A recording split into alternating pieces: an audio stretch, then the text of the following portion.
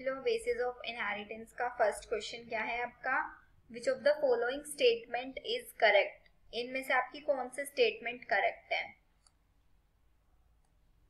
First statement, adenine pair करता है आपके थायमिन के साथ। एडेनिन थायमिन में कितने डबल बॉन्ड्स होते हैं, एक डबल बॉन्ड होता है। तो एडेनिन पेयर करता है 2 हाइड्रोजन बॉन्ड्स के थ्रू 1, तो ये आपका सही है इसमें तो, क्योंकि देखो सेकेंड ऑप्शन में तो बोला हुआ 1 हाइड्रोजन बॉन्ड फिर 3 hydrogen bonds and do not pair with thymine, तो करेक्ट ऑप्शन तो आप बता सकते हो उसमें क्या है। नेक्स्ट क्वेश्चन, प्यूरिन्स आपके डीएनए और आरएनए, प्यूरिन PUGA ये बताया था या फिर PYCUT, ये 2 ट्रिक्स बताई थी ना मैंने आपको। तो आपका प्यूरिन क्या होगा, गुआनिन और एडेनिन। ढूंढो गुआनिन और एडेनिन कहाँ पे आपका, ये गुआनिन और एडेनिन ये रहा, हो गया सेकेंड ऑप्शन सही। Next, association of histone H1 with a nucleosome indicate that, अब बताओ इसमें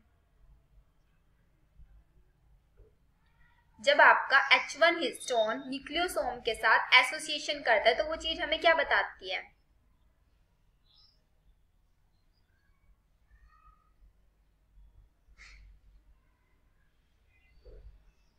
बताओ। H1 हिस्टोन प्रोटीन है ना, एक H1 कैसे चार्ज होता है, पॉजिटिवली चार्ज होता है, नेगेटिवली चार्ज डीएनए के ऊपर रैप करता है। न्यूक्लियोसोम क्या से बताते हैं, ये आपका क्रोमेटिन फाइबर, इसके ऊपर एक ऐसे न्यूक्लियोसोम ये रहे। H1 क्या करता है, इन दोनों के बीच में एक लिंकेज बनाता था ना। Yes ma'am. तो पहला ऑप्शन कौन सा होगा, DNA is condensed into a chromatin, DNA आपका कंडेंस होकर क्रोमेटिन फाइबर बना रहा है, डबल हेलिक्स डीएनए एक्सपोज्ड हो रहा है या फिर ट्रांसक्रिप्शन अकर हो रहा है। क्या बताता है, डीएनए कंडेंस हो गए क्रोमेटिन फाइबर ही तो बनता है ना। जब एक हिस्टोन ये पूरा एक ये न्यूक्लियोसोम, तो उससे क्रोमेटिन फाइबर ही तो बनेगा ना। जब आपका एक न्यूक्लियोसोम और दूसरा न्यूक्लियोसोम H1 प्रोटीन के थ्रू H1 हिस्टोन के थ्रू बाइंड अप होगा, है ना। हिस्टोन डीएनए की पैकेजिंग में ही तो हेल्प करता है आपके, तो आपका H1 का ऑप्शन क्या होगा, बी ऑप्शन, क्रोमेटिन फाइबर बनाता है। नेक्स्ट पढ़ो फोर्थ, इन सी अर्चिन में DNA which is a double stranded 17% of the bases were shown to be cytosine. Cytosine क्या है आपका, 17% गिवन है। The percentage of the other 3 bases की percentage बताएं। 17 आपका साइटोसिन है तो गुआनिन भी कितना होगा, 17% होगा। तो देख लो गुआनिन 17% किस किस ऑप्शन में, ए ऑप्शन में है और आपका डी ऑप्शन में है। मतलब आपका या तो ऑप्शन ए होगा या फिर डी होगा ऑप्शन। अब इसका फॉर्मूला याद करो, A + G = T + C। Formula भी ना याद आए, 17 17 34 होता है ना। अब 34 होता है, 100 में से माइनस कर दो 34 को, कितने बच गए, 6 और 9 और 3 66। तो मतलब आपका 33 क्या हो जाएगा, एडेनिन और थायमिन। तो क्या बच गया ये। और अगर आपको इसमें अपना आंसर को क्रॉस चेक करना है तो कितनी परसेंटेज आई, 4%, चारों की चारों परसेंटेज को ऐड करके देख लो, 100% आना चाहिए कंप्लीट, ठीक है। फॉर्मूला भी ना याद आए तो ऐसे कर सकते हो। फिफ्थ देखो, डायग्राम में आपको ए बताना है क्या है, बी बताना है क्या है, और प्रोटीन ये बताना है, प्रोटीन वाला स्टेप क्या होता है, उसके साइंटिस्ट का नाम बताना है। डीएनए से एमआरएनए का बनना, ट्रांसक्रिप्शन देखो किस ऑप्शन में, तो मतलब बी और डी ऑप्शन कट कर दो। एमआरएनए का बनना प्रोटीन, क्या कहता है एमआरएनए का प्रोटीन बनना, ट्रांसलेशन। तो आपका हमें तो मिल गया बी ऑप्शन। देखो साइंटिस्ट का नाम ना भी पता हो तब भी हमारा ऑप्शन हो जाएगा, और साइंटिस्ट का नाम भी हमें पता ही है, फ्रांसिस क्रिक। 6 देखो, अब डीएनए से एमआरएनए का बनना क्या कहलाता है, साइंटिस्ट का नाम पूछा हुआ है, देखो यहाँ पे साइंटिस्ट का नेम। बी में क्या प्रोसेस है, अच्छा एमआरएनए से प्रोटीन का बनना ट्रांसलेशन, तो मतलब बी आपका ए ऑप्शन भी नहीं हो सकता, बी भी नहीं हो सकता क्योंकि यहाँ पे रेप्लिकेशन दिया हुआ है, ट्रांसलेशन मतलब ए, सी और डी में से होगा एक ऑप्शन। अब प्रोटीन किसके थ्रू प्रपोज्ड किया गया था आपका, protein proposed by, A option देखो क्या आएगा आपका, फ्रांसिस क्रिक के थ्रू किया गया था ना, अभी अभी देखा हमने। और आपका डीएनए से एमआरएनए का बनना प्रोसेस क्या प्रोसेस होता है? ट्रांसक्रिप्शन। तो देखो सी ट्रांसक्रिप्शन ये रहा, तो आपको ऑप्शन मिल गया डी। 7th देखो, what are the structures that give an appearance bead on string in the chromosome when viewed? जब हम इलेक्ट्रॉन माइक्रोस्कोप में देखते हैं तो जो बीड्स हमें दिखती हैं स्ट्रिंग पे, वो क्या क्या स्ट्रक्चर्स होती हैं? बताओ कौन सी स्ट्रक्चर्स होती हैं? जैसे ये आपका एक क्रोमेटिन फाइबर, इसके ऊपर छोटे छोटे बीड्स बताए थे मैंने आपको, न्यूक्लियोसोम बताए थे ना, न्यूक्लियोसोम्स होते हैं। Yes ma'am. Next question, which of the following does not follow the central dogma of molecular biology? Central dogma of molecular biology इनमें से कौन सा फॉलो नहीं करता है आपका? Central dogma of molecular biology means DNA से एमआरएनए का बनना, एमआरएनए से प्रोटीन का बनना। तो वो एक तरीके से क्या है, एक वन वे मेथड है आपका, जो सिर्फ एक ही डायरेक्शन में चलेगा।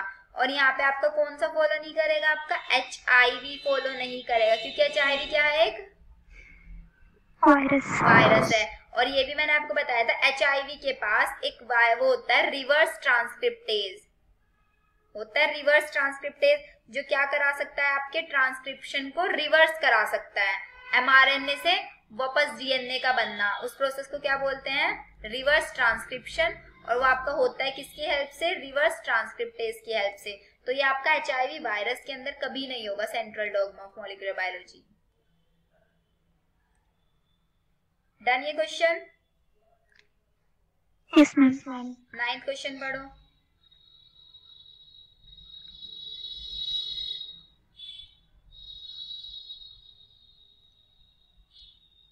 Three to 5 phosphodiester linkage inside a polypeptide chain serves to join, क्या बनाती है? one DNA strand with the other DNA strand, means 3 to 5 है एक लिंकेज पे। तो वो क्या बताती है आपका? एक नाइट्रोजिनस बेस पेंटोज शुगर के साथ, या फिर एक nucleotide with another nucleotide.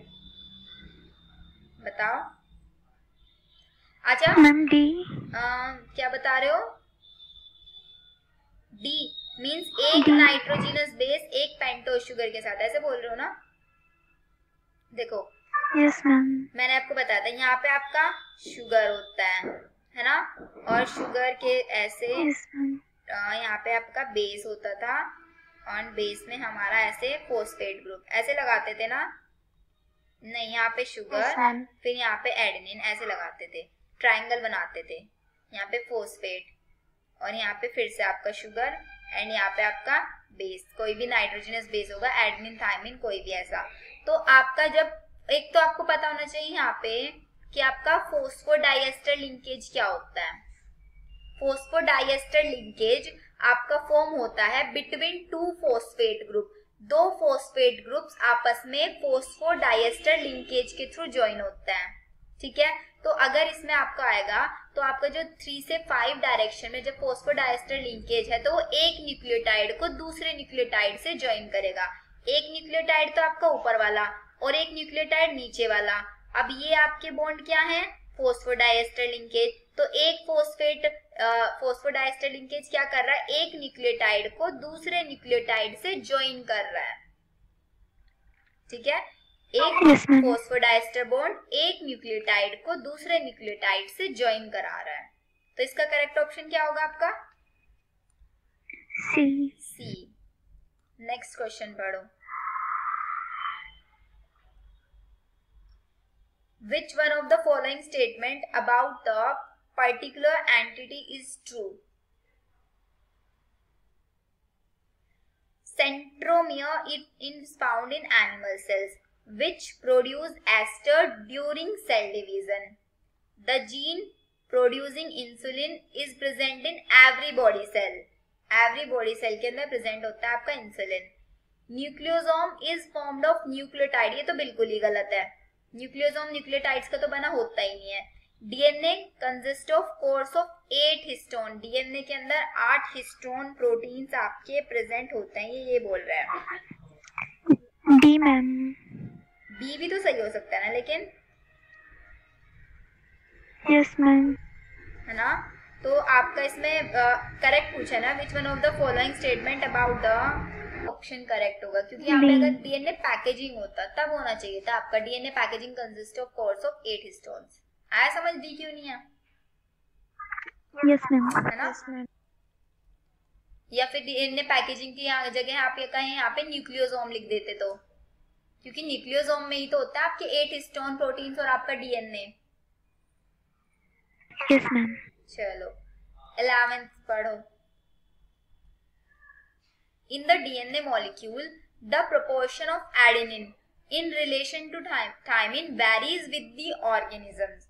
Means adenine और thymine का जो रेशियो है वो ऑर्गेनिज्म वैरी करता है, ये चीज बोल रहा है।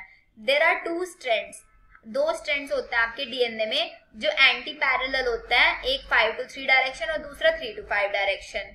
Total amount of purine nucleotide and pyrimidine nucleotide is not always equal. Means जो आपके जितने प्यूरिन्स होते हैं उतने pyrimidines नहीं होते, उसका टोटल अमाउंट ये बोल रहा है।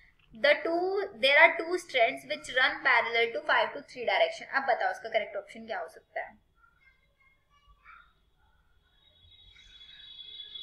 एक चीज बताई थी आपको, जो चारगाफ ने रूल दिया था, adenine plus guanine is equals to thymine plus cytosine, ये हर एक के अंदर सेम होता है, ये बताया था ना। Yes, ma'am. तो फर्स्ट ऑप्शन तो नहीं हो सकता, क्योंकि ये बोल रहा है एडेनिन टू थायमिन रेशियो आपका वेरी करेगा, वेरी तो नहीं करता है, तो सेम होता है। बी ऑप्शन बिल्कुल सही है आपका, सी और डी दोनों गलत है, तो आपका करेक्ट ऑप्शन क्या हुआ? बी। अब बाकी के 2 ऑप्शन पढ़ के देखो, सी और डी ये सही क्यों नहीं है। डी तो आपको पता है क्यों सही नहीं है, अब सी का पता लगाओ। ये बता रहे हैं कि total amount of purine nucleotide, purine के न्यूक्लियोटाइड जितने आपके प्रेजेंट होते हैं and pyrimidine is not always equal, हमेशा इक्वल नहीं होंगे। अब एक चीज सोचो, अगर आपके जितने एडेनिन होगा उतने ही थायमिन प्रेजेंट होंगे नहीं होंगे, अगर जितने एडेनिन है उतने ही थायमिन नहीं होंगे, तो कॉम्प्लीमेंट्री कैसे बनेगा आपका डीएनए? डबल स्टैंडर्ड नहीं बन पाएगा ना। Yes. तो ये तो पॉसिबिलिटी, ये तो होना चाहिए ना कि जितने एडेनिन है उतने ही थायमिन होने चाहिए। तो इसलिए आपके जितने प्यूरिन न्यूक्लियोटाइड प्रेजेंट है और जितने pyrimidines हैं आपके हमेशा दोनों इक्वल अमाउंट्स में होने चाहिए। इसलिए तो देखो ये एज क्या होता है आपका, प्यूरिन होता है pyrimidine होता है? ट्रिक याद करो, PUGA, ये आपका क्या है? Purine. Purine is equals to pyrimidine, तो मतलब जितने प्यूरिन्स हैं उतने ही क्या हैं? pyrimidines हैं। होने चाहिए नहीं होने चाहिए इतने pyrimidines आपके डीएनए मॉलिक्यूल के अंदर? तो सी और डी देखो, सिर्फ एक इसी फॉर्मूले से आपके 3 ऑप्शंस आ गए। नेक्स्ट पढ़ो 12th।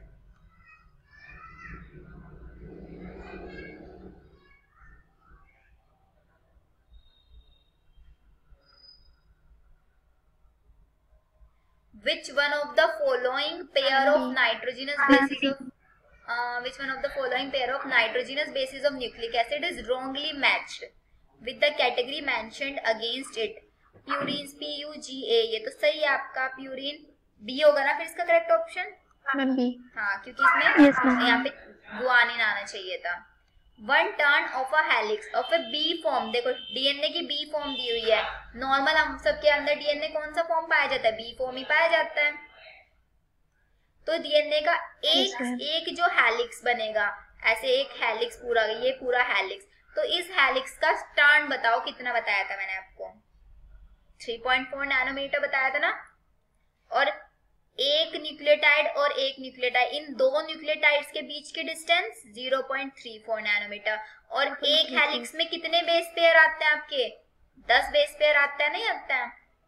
एक पूरे हेलिक्स में 10 बेस पेयर आएंगे और उस पूरे हेलिक्स की साइज कितना होगा? 3.4 नैनोमीटर। एक बेस और एक बेस, ये इन दोनों के बीच में डिस्टेंस होती है 0.34 नैनोमीटर। तो आपका करेक्ट ऑप्शन क्या हुआ? 3.4। और अगर पूछ लेते कि आपके 2 एडजेसेंट बेसिस के बीच की डिस्टेंस, तो 0.34 नैनोमीटर लगाते। 14th, anti parallel strands of a DNA molecule. Anti parallel का मतलब बताओ।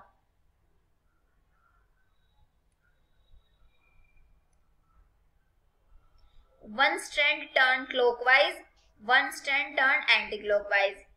Phosphate group of 2 DNA strands at their end share the same position. Phosphate group at the start of 2 DNA strands are in opposite position.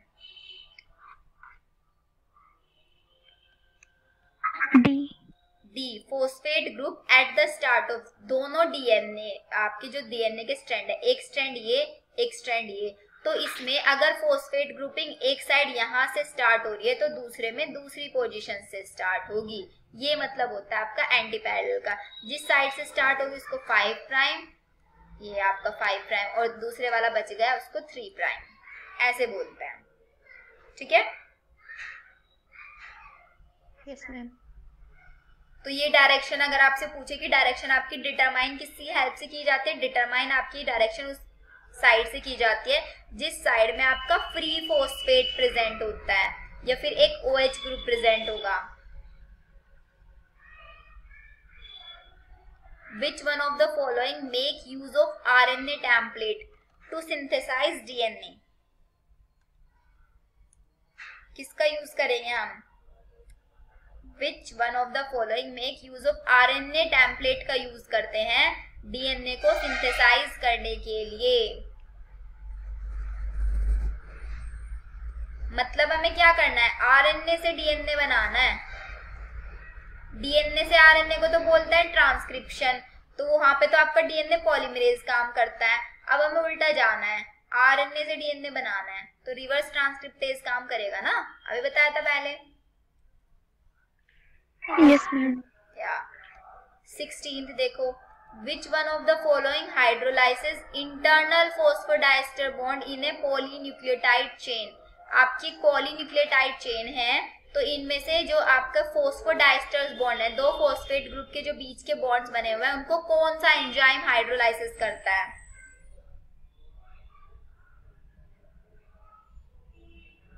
आपका endonuclease hydrolyse करता है, जो आपकी polypeptide chain के internal फोस्फोडाइस्टर्स होते हैं, और अगर एक्सटर्नल होंगे तो उसको एक्सोन्यूक्लिएज करेगा. मींस एंडोन्यूक्लियस तो इंटरनल वालों को करेगा, और जो एक्सोन्यूक्लियस है वो हमेशा टर्मिनल वालों को करेगा. और लाइपेज और प्रोटीज क्या काम करता है? लाइपेज आपका फैट का हाइड्रोलाइसिस कराता है और प्रोटीज प्रोटीन का हाइड्रोलाइसिस कराता है. डाइजेशन एंड एब्जॉर्प्शन में पढ़ी थी ना ये चीज हमने. Yes ma'am. अब रेशियो बताओ इसमें से कौन सा करेक्ट है आपका?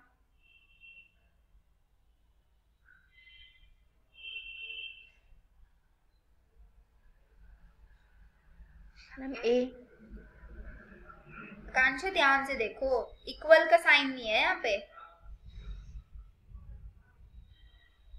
होता हमारा यही है जो आप बता रहे हो, A plus G is equals to C plus T, लेकिन हम यहाँ पे इक्वल का साइन नहीं, यहाँ पे अपॉन है. देखो ये सिंबल के अकॉर्डिंगली चेंज हो जाएगा. अब ये अगर इक्वल आता तो आपका ये ऑप्शन बिल्कुल सही था, लेकिन अब ऑप्शन चेंज हो जाएगा.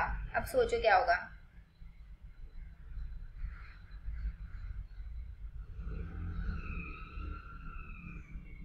अब आपका ये बन जाएगा A प्लस टी, अपॉन में आ जाएगा G प्लस C, ये बन जाएगा अब आपका A plus T divided by G plus T. अब देखो इसमें कहा है, ये रहा A plus T G plus C. यहाँ पे कंफ्यूज हो सकते हो ना. देखो ऐसे क्वेश्चंस में इक्वल हमें तो पता है ना, चारगाफ रूल में इक्वल का सिंबल आता है, बट यहाँ पे तो इन्होंने डेनोमिनेटर न्यूमरेटर में दे दिया, तो ये ध्यान रखना है. अगर अपॉन में आएगा तो ऐसा लिखेंगे आप इसको. In DNA percentage of thymine 20% है, तो ग्वानिन की परसेंटेज बताओ जल्दी से क्या होगी?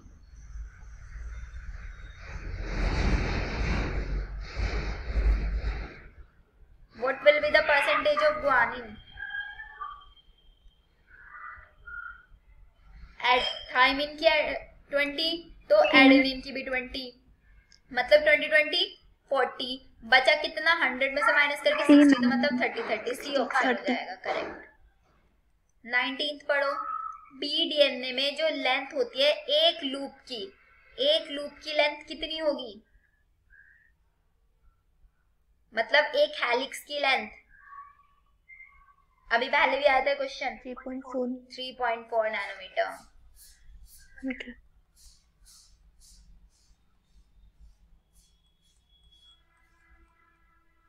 20 पढ़ो, DNA is mainly found in, DNA कहाँ पे पाया जाता है? न्यूक्लियोलस में, न्यूक्लियस में, या फिर साइटोप्लाज्म में, या फिर नन ऑफ दीज।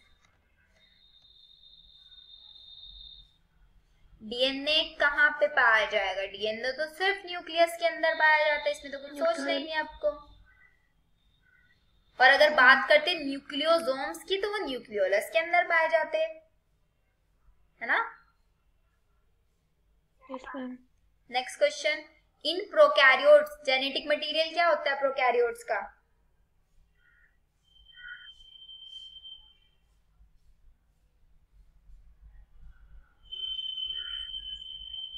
प्रोकैरियोट्स का डीएनए क्या होता है? सर्कुलर डीएनए होता है ना उनके पास, वो भी विदाउट हिस्टोन्स, क्योंकि प्रोकैरियोट्स में क्या होता है? क्योंकि उनका प्रोकैरियोट्स आपके क्या होता है? इनके पास वेल डेवलप्ड न्यूक्लियस प्रेजेंट नहीं होता। वेल डेवलप्ड न्यूक्लियस प्रेजेंट नहीं होगा मतलब न्यूक्लियस के बाहर कोई एनवेलप नहीं होगा, एनवेलप नहीं होगा, उसके अंदर कोई हिस्टोन प्रोटीन्स नहीं पाए जाएंगे। तो जो आपका डीएनए होगा, मैंने बताया था ना, एक आपका लीनियर डीएनए होता है, एक सर्कुलर डीएनए होगा। लीनियर में दोनों एंड्स फ्रीली होंगे, सर्कुलर में दोनों एंड्स ज्वाइंड अप हो जाएंगे। तो ये वाला डीएनए आपका किसके अंदर? साइटोप्लाज्म के अंदर ऐसे ही प्रेजेंट होता है। और अगर लीनियर डीएनए होता है तो हम इसका पैकेजिंग करा देते हैं, वो भी हिस्टोन प्रोटीन से। पर अगर आपका सर्कुलर डीएनए होता है तो विदाउट हिस्टोन प्रेजेंट होता है, सिर्फ प्रोकैरियोट्स में। जहाँ पे मैंने डिफरेंस लिखवाया था ना आपको, लीनियर डीएनए और सर्कुलर डीएनए का, वहां पे चेक करना, वहां पे लिखा होगा ये,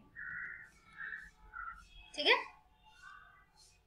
Yes, ma'am. नेक्स्ट क्वेश्चन देखो, in DNA when AGCT occurs, their association is as per which of the following pair? अगर आपका डीएनए में AGCT है, their association is per, इनमें से कौन सा इनका पेयर बनेगा? AGCT का, AGCT से पेयर कैसे बनेगा इनका? एडेनिन का पेयर किसके साथ बनेगा? थायमिन के साथ बनेगा। और ग्वानिन का पेयर साइटोसिन के साथ बनेगा। तो ऑप्शन क्या हो गया? ए ऑप्शन हो गया। Yes, ma'am. नेक्स्ट पढ़ो 23।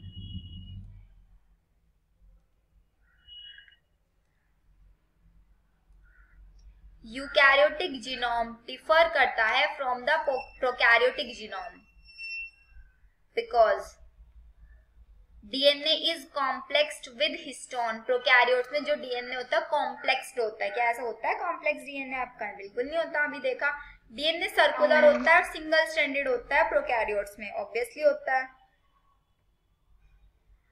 Repetitive sequence are present in eukaryotes में, रिपीटिव सीक्वेंस होती है, लेकिन ये कोई डिफरेंस थोड़ी ना हुआ प्रोकैरियोटिक और यूकैरियोटिक में। हमें प्रोकैरियोटिक और यूकैरियोट के जीनोम में डिफरेंस बताना है।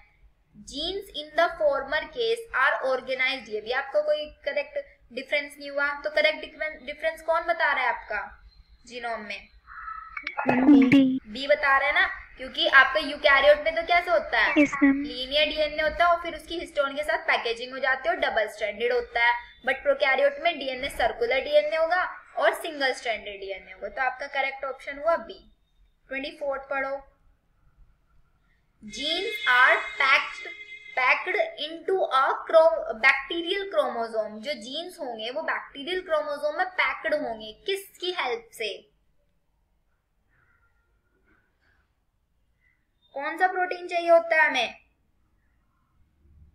हिस्टोन चाहिए होता है। हिस्टोन कैसा होता है? पॉजिटिवली चार्ज होता है, बेसिक होता है। लेकिन यहाँ पे ना एक डिफरेंस आ जाता है कि जो आपका बैक्टीरिया क्रोमोसोम्स होते हैं वो bacterial chromosomes highly charge molecules होते हैं। जो आपका बैक्टीरिया का डीएनए होता है वो बहुत ज्यादा चार्ज होता है, हाईली चार्ज होता है। तो इसके अंदर आपको पेयरिंग कराने के लिए एक बेसिक प्रोटीन की जरूरत पड़ती है, ठीक है? तो आपका यहाँ पे हिस्टोन ना लगा के आपका बेसिक प्रोटीन आएगा सिर्फ बैक्टीरिया के अंदर, ठीक है? Yes, ma'am. Yes, ma'am. 25 पढ़ो। रेडियो ट्रेसर टेक्निक क्या बताती है? आपके डीएनए कैसा स्ट्रक्चर है आपकी? मल्टी हेलिक्स, सिंगल हेलिक्स या फिर डबल हेलिक्स? ये तो बहुत इजी सा है, डबल हेलिक्स स्ट्रक्चर ही तो होती है आपके डीएनए। नेक्स्ट, न्यूक्लियोसोम में प्रोटीन्स पहचानो, हिस्टोन प्रोटीन्स कौन कौन से होते हैं? देखो हमेशा ना लिख लिया करो अपने साइड में, H2A होता है, H2B होता है, H3 होता है, H4 होता है, H4 या H1 और H1 होता है, जो कि H1 तो आपका क्रोमेटिन फाइबर बनाने में हेल्प करता है। तो देखो अब इसमें H1 भी दे रखा है तो H1 लिखो। A तो कैंसिल हो गया आपका, और H1, H2A, H24 आपका B भी है, क्योंकि न्यूक्लियोसोम के अंदर थोड़ा ही ना होता है। H1 तो आपको क्या कनेक्ट करता है? आपके दो न्यूक्लियोसोम को आपस में कनेक्ट करता है, लेकिन ये न्यूक्लियोसोम कोर की बात कर रहे हैं। न्यूक्लियोसोम कोर में तो सिर्फ यही 4 होता है ना आपके, तो डी ऑप्शन नहीं होगा आपका। जैसे ये आपका हिस्टोन, इस हिस्टोन के ऊपर डीएनए रैप हो रहा है, तो हिस्टोन 4 ही तो प्रोटीन से मैंने स्ट्रक्चर बना के दिखाई थी ना, ऐसे 4 और 4 इसके पीछे प्रेजेंट होता है पेयर में। तो 4 कौन कौन से थे वो? H2A, H2B, H3 और H4। H1 तो सिर्फ और सिर्फ इनको आपस में ऐसे लिंक करेगा दो न्यूक्लियोसोम को, तो H1 नहीं लिखना है वहां पे आपको। आया समझ में? Yes ma'am 27 पढ़ो।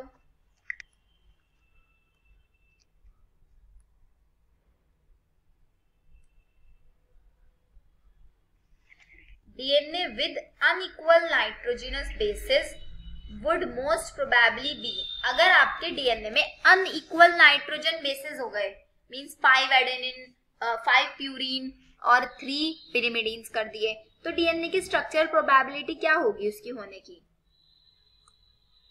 सिंगल स्ट्रैंडेड बन जाएगा ना, क्योंकि कोई कॉम्प्लीमेंट्री मिलेगा नहीं इसको, तो बन जाएगा आपका single stranded. Next, nucleotide arrangement in DNA. DNA के अंदर जो न्यूक्लियोटाइड्स का अरेंजमेंट है वो कौन सी टेक्निक के थ्रू देखा गया था? वो देखा गया था आपका एक्सरे क्रिस्टलोग्राफी के थ्रू। ठीक है, एक्सरे क्रिस्टलोग्राफी टेक्निक में आपका न्यूक्लियोटाइड्स के अरेंजमेंट को देखा गया था। और किसने देखा था इस न्यूक्लियोटाइड अरेंजमेंट को? आपके वॉटसन एंड क्रिक ने। वॉटसन एंड क्रिक ने ही तो बताया था डीएनए का डबल हेलिक्स मॉडल होता है। Yes ma'am 29 पढ़ो। एन ऑक्टामर ऑफ 4 हिस्टोन, एक ऑक्टामर होता है 4 हिस्टोन का, कॉम्प्लेक्स्ड विद डीएनए फॉर्म, जो कॉम्प्लेक्स्ड होगा डीएनए के साथ और क्या स्ट्रक्चर बना लेगा? बताओ। डीएनए के ऊपर 4 हिस्टोन्स को डीएनए के ऊपर रैप कर दिया, तो कौन सी स्ट्रक्चर बनती है? ऐसे 4 हिस्टोन और इसके ऊपर डीएनए रैप कर दिया, तो इस स्ट्रक्चर को क्या बोलते हैं? न्यूक्लियोसोम। इसमें भी कितना क्या सोचना है। Next, experimental proof for semi conservative replication of DNA. Semi conservative जो रेप्लिकेशन ऑफ डीएनए दिया गया था वो किसके अंदर देखा गया था? इकोलाई। इकोलाई क्या होता है आपका? बैक्टीरिया। नेक्स्ट, करेक्ट मैच बताओ। सबसे पहले राइबोजाइम। राइबोजाइम क्या है? एक राइबोन्यूक्लिक एसिड एंजाइम है जो आरएनए से बना है, और ये क्या कराता है आपका? कैटेलाइजिंग रिएक्शंस कराता है।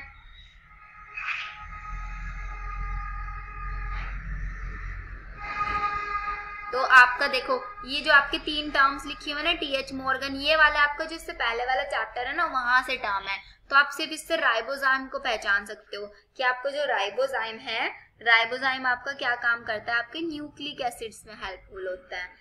ना तो यहाँ पे डाइहाइब्रिड क्रॉस होगा राइबोजाइम के साथ, और ना ही आपका ट्रांसडक्शन ट्रांसफॉर्मेशन। ये जो आपका करेक्ट मैच है आपका सिर्फ और सिर्फ ए आएगा इसमें, राइबोजाइम न्यूक्लिक एसिड। बाकी तीनों टर्म्स आपको जब मैं प्रिंसिपल ऑफ इनहेरिटेंस चैप्टर पढ़ाऊंगी वहां पे क्लियर हो जाएंगी। फाइनल प्रूफ, आपके डीएनए एक जेनेटिक मटेरियल है, इसका फाइनल प्रूफ किसने दिया था बताओ? Hershey and chase. Hershey and chase ने कौन से वाला एक्सपेरिमेंट किया था? क्या एक्सपेरिमेंट किया था? बैक्टीरियोफेज वाला किया था, रेडियो एक्टिव सल्फर और रेडियो एक्टिव फास्फोरस का यूज करके, है ना? Yes ma'am. और एवेरी मैक्लियोड ने क्या किया था? इन्होंने तीनों ने मिलके क्या करा था? बायोकेमिकल एनालिसिस करा था, है ना? कार्बोहाइड्रेट को अलग करके देखा, आपके लिपिड्स को अलग करके देखा, क्या पता करने के लिए? ये पता करने के लिए कि आखिर कौन सा मटेरियल है जो ट्रांसफॉर्म हो रहा है। हरगोविंद खुराना ने क्या करा था? हरगोविंद खुराना ने आपका बताओ जेनेटिक कोड दिया था ना, जेनेटिक कोड में पढ़ा था हमने, हरगोविंद खुराना ने बताया था ट्रिपलेट होता है ऐसे। चलो 33 Taylor conducted the experiment. Taylor ने सेमी कंजर्वेटिव एक्सपेरिमेंट किया था, mode of chromosome replication on, किसके ऊपर करा था? अभी पढ़ के आए हैं वही अभी हम। इकोलाई नहीं, एक टर्म वीसिया फेबा बताया था ना मैंने, वीसिया फेबा बी लिखवाया हुआ है, कांचा देखना, वीसिया faba. 34 molecule that act as a genetic material must fulfill the trait given below except, वो मॉलिक्यूल जो एक्ट करता है जेनेटिक मटेरियल की तरह, उसको कौन सा ट्रेट इनमें से फॉलो करना चाहिए? सिर्फ एक को छोड़ के, वो एक्सेप्शन बताना है कि वो नहीं होना चाहिए। अगर किसी को जेनेटिक मटेरियल की तरह एक्ट करना है, it should be able to express itself, उसे अपने आप को एक्सप्रेस करना आना चाहिए, ऑब्वियसली एक्सप्रेस करना आना चाहिए। It should be able to replicate, means वो अपना रेप्लिकेशन करना चाहिए, होना चाहिए, ये भी आपका जेनेटिक मटेरियल में। It should B unstable structurally और केमिकली बोल रहे हैं, अनस्टेबल होना चाहिए, सी होगा आपका। 4th भी पढ़ लेता है। It should provide the scope for slow changes आते हैं तो उसको क्या बोलते हैं? म्यूटेशन ऑब्वियसली करना चाहिए, जो कि रिक्वायर्ड है आपके इवोल्यूशन के लिए। तो मिल गया हमें सी ऑप्शन। नेक्स्ट पढ़ो, transformation was discovered by, transformation principle किसने दिया था? ट्रांसफॉर्मेशन प्रिंसिपल ग्रिफिथ ने दिया था ना, ग्रिफिथ का एक्सपेरिमेंट था जो माइस वाला, तो उसको ट्रांसफॉर्मेशन एक्सपेरिमेंट भी तो बोल रहे थे। Univocal proof of DNA as the genetic material came from the studies on, equivocal means आपका जो डीएनए का प्रूफ है कि वो अनइक्वली प्रूफ दिया गया था डीएनए को, कौन सी स्टडीज में पता चला था हमें?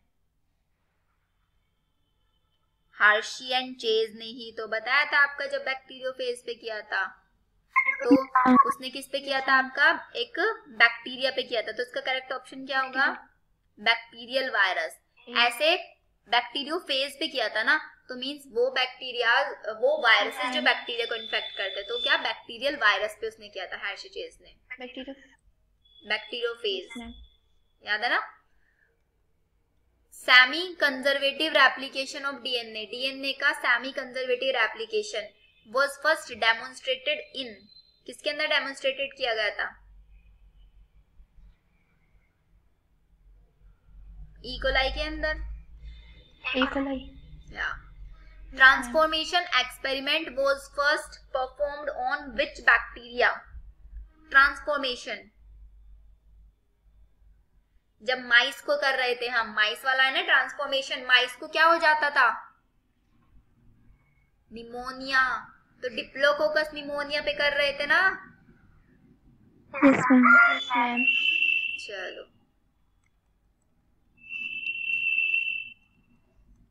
नेक्स्ट, न्यूमोकोकस एक्सपेरिमेंट ने क्या प्रूफ किया था? वही आपका ट्रांसफॉर्मेशन वाला प्रिंसिपल बोल रहे हैं, देखो न्यूमोकोकस बोल दिया, अब उसको क्या प्रूफ किया था उसने? ट्रांसफॉर्मेशन भी बोल सकते हैं इसको, न्यूमोकोकस भी बोल सकते हैं, ग्रिफिथ एक्सपेरिमेंट भी बोल सकते हैं। Bacteria do not reproduce sexually, या फिर RNA sometime control the production of DNA and protein, DNA is the genetic material, या फिर बैक्टीरिया अंडरगो बाइंडिंग डिफिजन? क्या बताया था इसने? सी, डीएनए आपका जेनेटिक मटेरियल है। 14, DNA synthesis can be specially measured by estimating the incorporation of radio labelled. DNA synthesis को specially हम मेजर कर सकते हैं ये एस्टिमेट करके कि उसके अंदर कितने रेडियो लेबल्ड प्रेजेंट हैं। क्या रेडियो लेबल्ड प्रेजेंट होने चाहिए उसके अंदर? Thymidine, deoxyribose. शुगर्स को थोड़ी ना उन्होंने रेडियो, हमने एक्सपेरिमेंट किया था ना, पता है इस टेक्निक को बोलते हैं हम जब रेडियो लेबलिंग करते हैं ऑटो रेडियोग्राफी।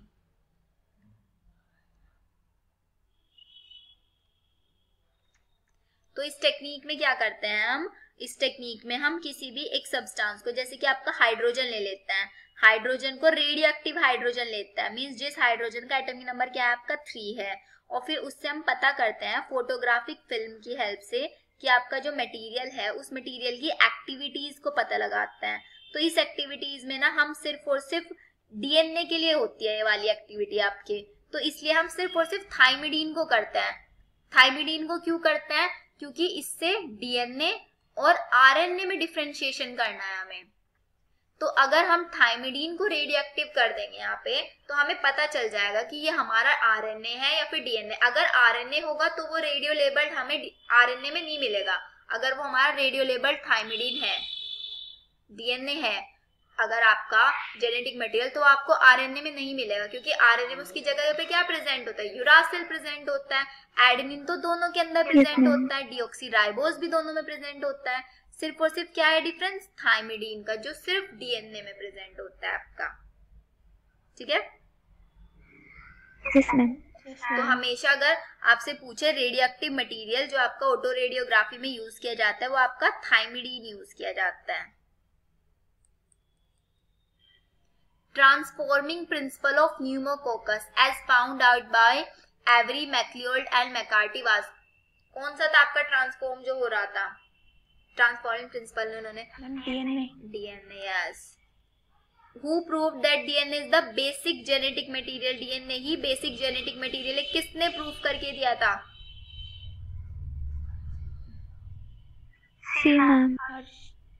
बोवेरियन, सूटन या फिर डी हर्शन चेज ने किया था ना? डी होगा। ऐश्वर्या, हर्शन चेज याद है ना? बैक्टीरियोफेज वाला radio label, phosphorus radio label, वो वाला। बोवेरियन सेटोन ने नहीं किया था। 43 E. coli fully labeled with N15 is allowed to grow in N14 medium। हमने क्या करा था याद है ना? ये वाला सेमी कंजर्वेटिव पता करने के लिए N15 को अलाउ किया था आपको ग्रो करने के लिए N14 मीडियम में। तो दोनों स्ट्रैंड्स आपके डीएनए के, the 2 strands of DNA molecule of the first generation bacteria have, तो जो उसमें पहली जनरेशन आई थी उसके दोनों स्ट्रैंड्स कैसे थे वो बताना है यहाँ पे। Different density and do not resemble parent DNA. Parent DNA से रिजेंबल नहीं कर रहे थे, अलग अलग डेंसिटी थी बट रिजेंबल कर रहे थे पेरेंट डीएनए से। सेम डेंसिटी थी, रिजेंबल कर रहे थे पेरेंट डीएनए से। Same density but do not resemble parent DNA. Parent DNA से रिजेंबल नहीं कर रहे थे, लेकिन डेंसिटी अलग अलग थी। अगर एक स्ट्रैंड पे नाइट्रोजन 15 है तो दूसरे स्ट्रैंड पे नाइट्रोजन 14 था आपका, 14 था ना? तो डेंसिटी अलग अलग हो गई ना, एक हैवी हो गया, एक लाइट वेट हो गया। Yes ma'am. तो आपका ऑप्शन क्या हो गया? ए। नेक्स्ट पढ़ो, आरएनए वर्ल्ड से क्वेश्चन है अब आपके। Which one of the following is not applicable to RNA?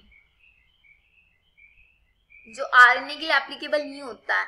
Heterocyclic nitrogenous bases, heterocyclic nitrogenous bases तो प्रेजेंट होता है इसमें, purine pyrimidines, Chargaff rule, complementary base pairing भी होती है इसमें, 5-फॉस्फोरिल 3 हाइड्रोक्सिलाइड भी होता है। बस चारगाफ रूल फॉलो नहीं करता ये। क्यों नहीं करता? क्योंकि चारगाफ रूल ने तो थाइमिन के लिए बताया था, यूरासिल के लिए तो कोई प्रूफ नहीं दिया था इसने। तो चारगाफ रूल सिर्फ और सिर्फ आपके डीएनए के लिए एप्लीकेबल होता है। 45 पढ़ो. Similarity in DNA and RNA is that.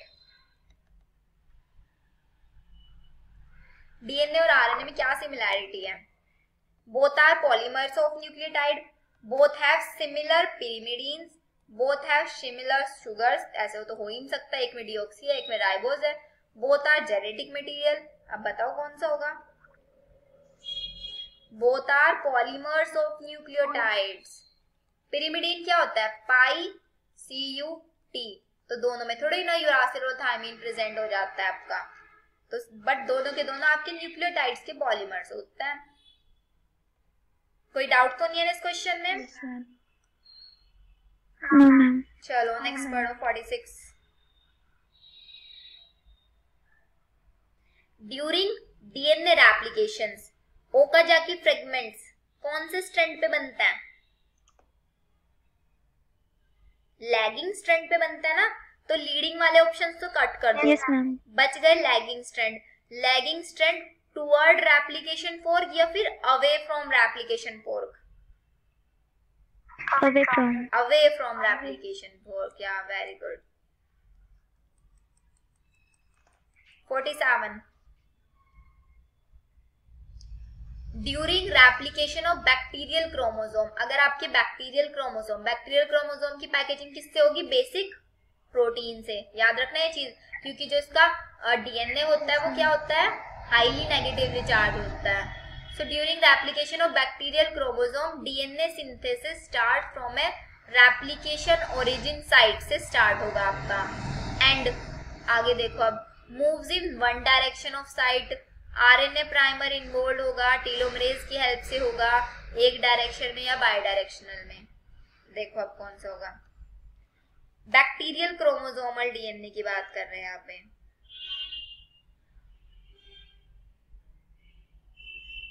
One direction.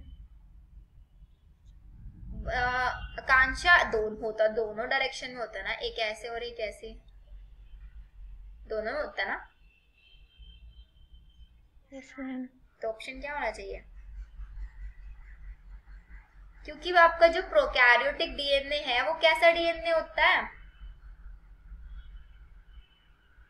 Prokaryotic DNA single replicating DNA होता है आपका, और उसको हम क्या बोलते हैं? रेप्लिकॉन. जो आपका प्रोकैरियोटिक का डीएनए होता है उसको क्या बोलते हैं हम? रेप्लिकॉन. ठीक है. अब इस रेप्लिकॉन पे ओरिजिन ऑफ रेप्लिकेशन होगा, मींस आपकी ओराई साइट होगी. तो हमेशा इसमें जो रेप्लिकेशन होगा वो बाई डायरेक्शनल होगा. ठीक है. Yes ma'am. तो ध्यान रखनी है ये चीज आपको. बैक्टीरिया के अंदर या फिर आपका प्रोकैरियोटिक डीएनए में पूछ ले आपका, बैक्टीरियल डीएनए या फिर आपका प्रोकैरियोटिक डीएनए, दोनों में हमेशा आपका जो रेप्लिकेशन फोर्क में रेप्लिकेशन प्रोसेस स्टार्ट होगा वो बाई डायरेक्शनल वे में होगा. Next, method of DNA replication which two strands of DNA separate and synthesise new strand. इसको क्या बोलते हैं? मेथड ऑफ डीएनए, दो स्ट्रैंड्स हैं डीएनए के, दोनों स्ट्रैंड सेपरेट होंगे एंड नए स्ट्रैंड को सिंथेसाइज करते हैं. सेमी कंजर्वेटिव मेथड होता है ना डीएनए रेप्लिकेशन. Yes ma'am. तो C option. 49th. There are special proteins that help to open up DNA double helix in front of the replication fork. वो कौन से प्रोटीन्स हैं जो आपके डबल हेलिक्स डीएनए को ओपनिंग करने में हेल्प करते हैं? उसकी डीएनए कौन से एंजाइम्स थे जो आपके हाइड्रोजन बॉन्ड्स को ब्रेक कर रहे थे उसके ओपनिंग में? टोपोआइसोमरेज कर रहे थे ना.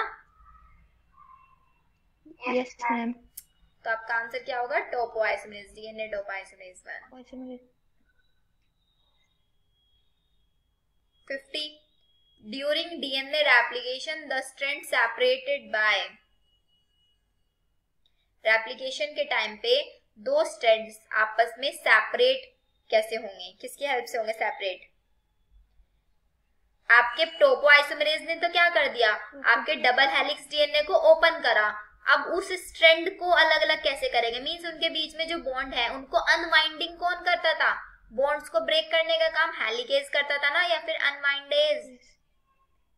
करता था ना? Yes, ma'am.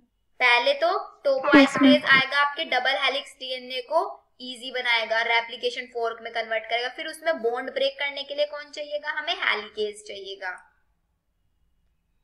Next, experimental material in the study of DNA replication has been.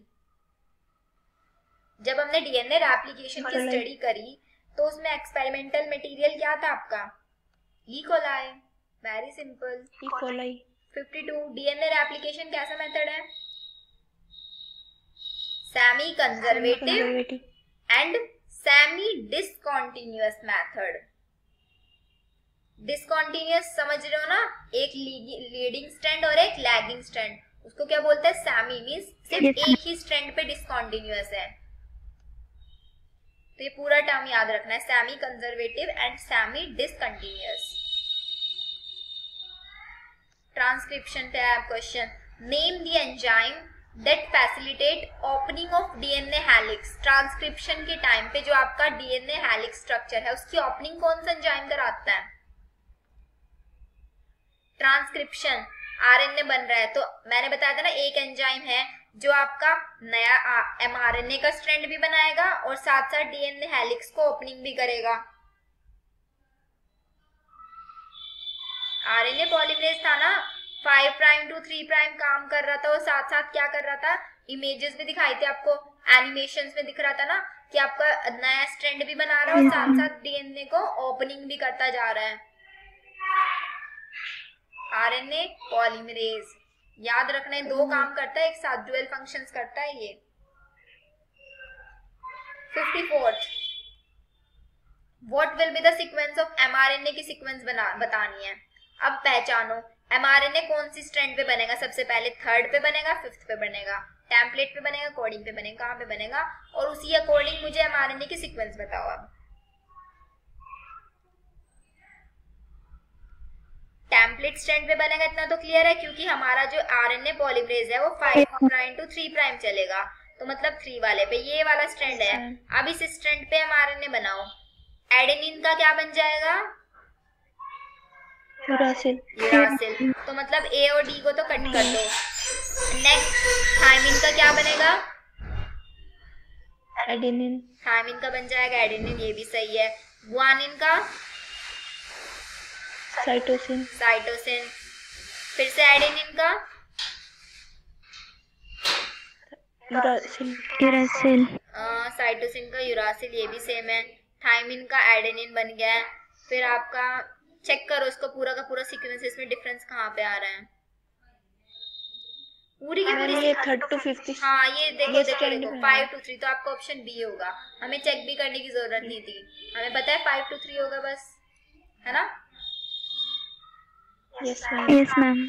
चलो 54 हो गया, अब आता है 55। Match the following RNA polymerase with their transcription product. RNA polymerase बताए थे ना, 3 आरएनए पॉलीमरेज होता है, तीनों अलग अलग का सिंथेसिस करता है। बताओ आरएनए पॉलीमरेज 1 क्या करता है, आरएनए पॉलीमरेज 2, आरएनए पॉलीमरेज 3, तीनों के काम बताओ।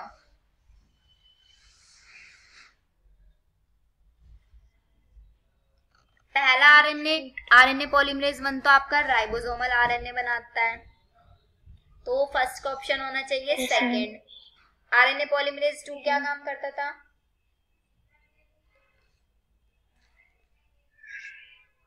RNA polymerase 2 heteronuclear RNA, heteronuclear को क्या लिखता है? एचएनआरएनए लिखता है ना? एचएनआरएनए। तो आपका सेकंड का होना चाहिए थर्ड। आरएनए पॉलीमरेज 3rd क्या काम करता था आपका? आरएनए पॉलीमरेज 3rd टीआरएनए, मतलब ट्रांसफर आरएनए, तो ऑप्शन क्या होगा आपका? सी होगा। नेक्स्ट बताओ, select the correct statement. Franklin stall coined the term linkage. Punnett square, ये वाला छोड़ दो, पुनेट स्क्वायर ये आपका उस पहले वाले चैप्टर का है। स्प्लाइजोसोम्स क्या है? अच्छा, स्प्लाइजोसोम क्या काम करते थे, कौन सा प्रोसेस कराते थे? स्प्लाइसिंग कराते थे ना। स्प्लाइसिंग का मतलब आपके एमआरएनए में इंट्रॉन एंड एक्सॉन दोनों पार्ट्स होते थे, दोनों को इंट्रॉन पार्ट को रिमूव कर देते, दोनों एक्सॉन्स को आपस में कनेक्ट कर देते थे, तो ये ट्रांसलेशन में हेल्प करते थे कहीं पे। नहीं करते थे ना? हाँ मैम। तो आपका जो इसमें पहला भी गलत है, आपका ट्रांसडक्शन भी नहीं, तो इसमें पुनिट स्क्वायर वाला ही सही है। Punnett square was develop by एक ब्रिटिश साइंटिस्ट के थ्रू डेवलप किया गया था, जिनका नाम था मैथ्यू मेसेल्सन। ये मैं आपको पढ़ाऊंगी बाद में, मैथ्यू मेसेल्सन पहले वाले चैप्टर में। 57 पढ़ो।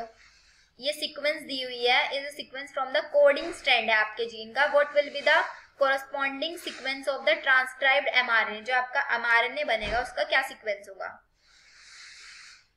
कोडिंग स्ट्रैंड है, देखो ये टेम्पलेट स्ट्रैंड नहीं है।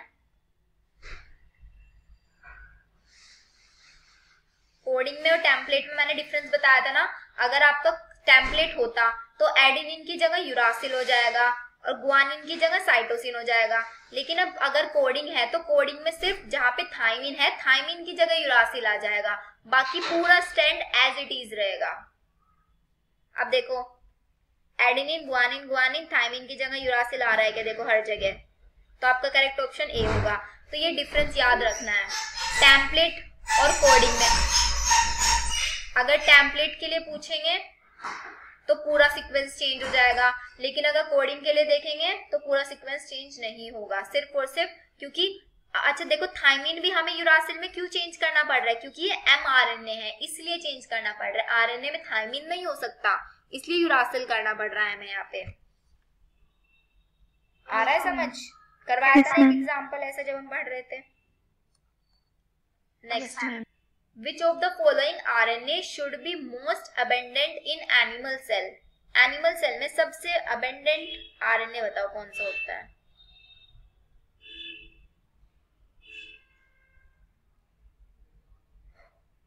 सोचो, आपको जो सबसे abundant में सबसे ज्यादा परसेंटेज में कौन सा RNA प्रेजेंट होता है? तो होता है आपका राइबोसोमल RNA, और इसकी परसेंटेज भी आपकी 70 से 80 या 90% ही होती है। इसकी परसेंटेज आपकी 70 to 90% आपका प्रेजेंट होता है ये। और अगर आप एमआरएनए की बात करो तो एमआरएनए आपका सिर्फ 15% होता है एनिमल सेल में। सबसे ज्यादा राइबोसोम्स पाए जाते हैं ना वो आपकी एनिमल सेल के अंदर।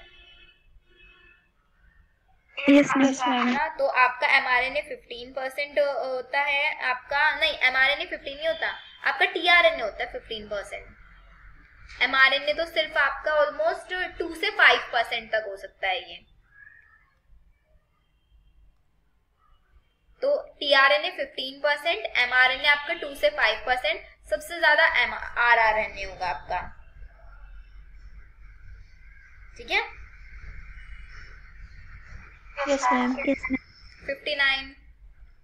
Spliceosomes are not found in cells of, किसकी सेल्स में नहीं पाए जाते?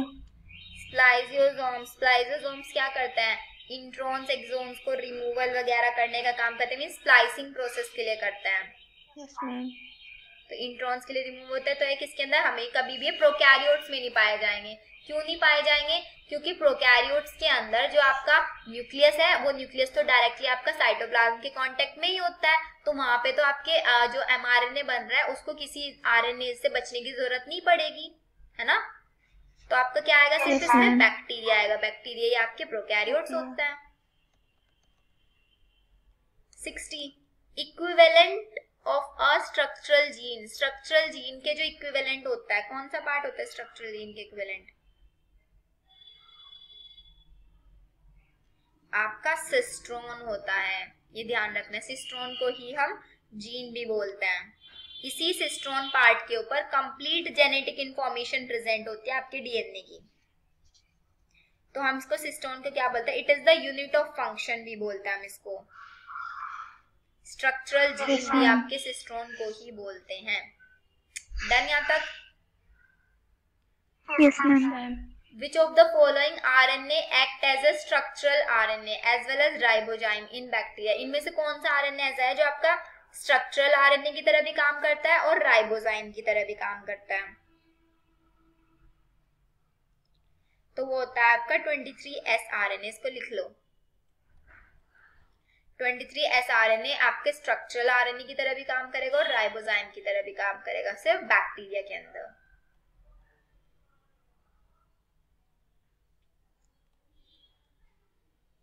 लिखो, फिर नेक्स्ट पढ़ो।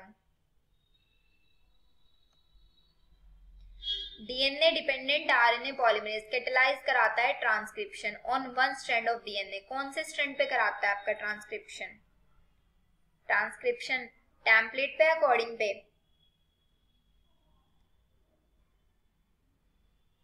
टेम्पलेट स्ट्रैंड, या। Select the correct option. Correct option बताओ। Direction of RNA synthesis, RNA synthesize हो रहा है, and direction of reading of template DNA strand की रीडिंग ये है, तो कौन से स्ट्रैंड पे आरएनए सिंथेसिस होगा?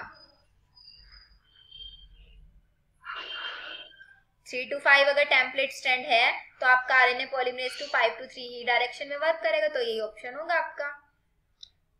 होगा नहीं होगा? Yes ma'am. तो यहाँ तक आपके क्वेश्चंस कंप्लीट होते हैं।